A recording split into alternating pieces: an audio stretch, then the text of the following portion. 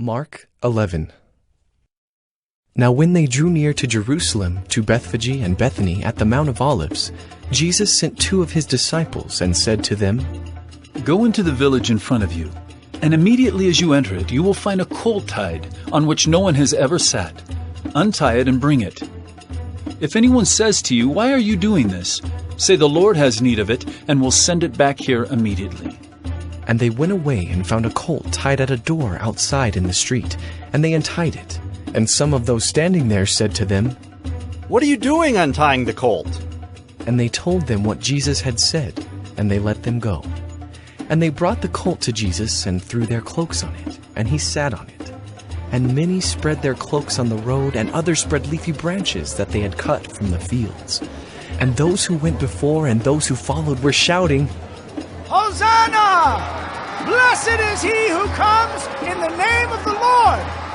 Blessed is the coming kingdom of our father David! Hosanna in the highest!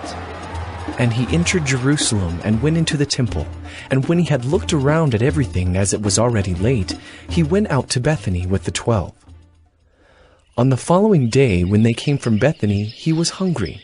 And seeing in the distance a fig tree in leaf, he went to see if he could find anything on it.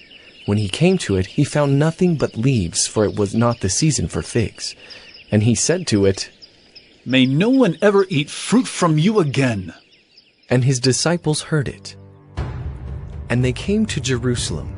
And he entered the temple and began to drive out those who sold and those who bought in the temple. And he overturned the tables of the money changers and the seats of those who sold pigeons.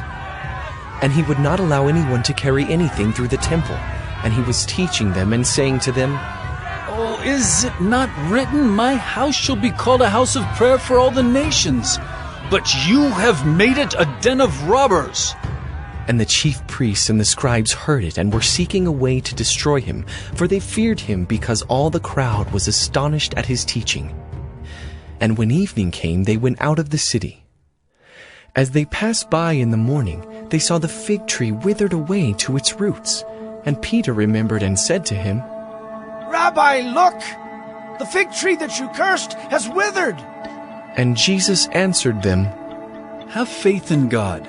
Truly I say to you, whoever says to this mountain, Be taken up and thrown into the sea, and does not doubt in his heart, but believes that what he says will come to pass, it will be done for him. Therefore I tell you, whatever you ask in prayer, believe that you have received it, and it will be yours. And whenever you stand praying, forgive if you have anything against anyone, so that your Father also who is in heaven may forgive you your trespasses. And they came again to Jerusalem. And as he was walking in the temple, the chief priests and the scribes and the elders came to him. And they said to him, By what authority are you doing these things? Or who gave you this authority to do them? Jesus said to them, I will ask you one question. Answer me, and I will tell you by what authority I do these things. Was the baptism of John from heaven or from man? Answer me. And they discussed it with one another, saying, If we say, from heaven, he will say, Why then did you not believe him? But shall we say, from man? They were afraid of the people, for they all held that John really was a prophet. So they answered Jesus, We do not know. And Jesus said to them, Neither will I tell you by what authority I do these things.